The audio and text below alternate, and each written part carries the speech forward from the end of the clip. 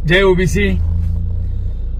आज जालना ते पौरादेवी ज्यांनी ज्या दोन महायुद्धांनी ओबीसीच्या आरक्षणासाठी 10 दिवस उपोषण केलं, नवनाथ आबा आणि लक्ष्मण हाके, हे दोघंही आज पौरादेवी मुक्कामाला जात आहेत आणि पौरादेवीला मुक्काम करून उद्या सकाळी 7ला 8ला त्या ठिकाणी निघून म्हणजे 7ला निघणार आहेत आणि 10:30 ते 11 वाजेपर्यंत ते सर्व आपल्या ताफ्यासहित गोपीनाथ गडावर येत आहेत।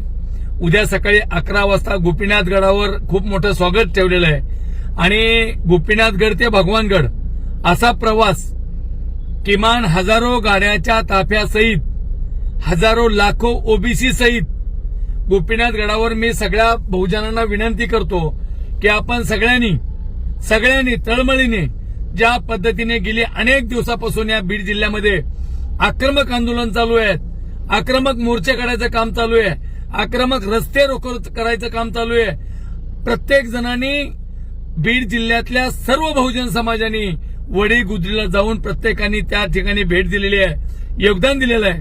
अशाच पद्धतीने तुम्ही उद्याच्याला ठीक 10:30 वाजता गोपीनाथ गडावर यायचंय आणि गोपीनाथ गडावरून आपल्याला भगवान गडावर त्या ताफ्यात जायचंय। हाके साहेब आणि आबा वाघमारे यांच्यासोबत आपल्याला भगवान गडावर जायचं आणि भगवान गडावर उद्या मुक्काम आहे। बहुजन समाजाच्या लोकांना, बहुजनांना मी विनंती करतो, आपण सगळ्यांनी उद्याच्याला ठीक 10:30 वाजेपर्यंत गोपीनाथ गडावर यावं। गोपीनाथ गडावर साहेबाचं दर्शन घेऊन आपण भगवान गडावर भगवान बाबाच्या दर्शनासाठी जाणार आहोत।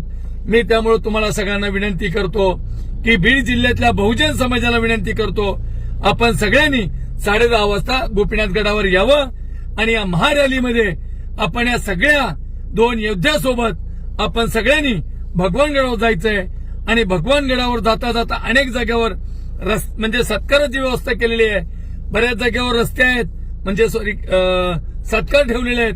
त्यामुळे माझी तुम्हाला सगळ्यांना विनंती आहे की तमाम ओबीसी बांधवांना, आज आपल्याला माहिती आहे राजकारण कोणत्या लेवलला चाललंय, किती जातीवाद पेटला गेलाय, कित्येक समाजावर चिंतोडे उडवले जातात आणि हे सगळं होत असताना जर उद्याचा हा दौरा इतक्या मोठ्या ताकदीने करायचंय, या महाराष्ट्रातल्या ओबीसीच्या लक्षात आलं पाहिजे की नाही, आपण या महाराष्ट्रामधल्या सगळ्या ओबीसीच्या लक्षात आलं पाहिजे। गोपीनाथगड आणि भगवानगड हजारोच्या संख्येने या दौऱ्यामध्ये गाड्या असल्या पाहिजेत, एवढीच मी विनंती करतो आणि परत एकदा तुम्हाला सगळ्यांना विनंती करतो की उद्या 10:10 वाजता गोपीनाथ गडावर यावं।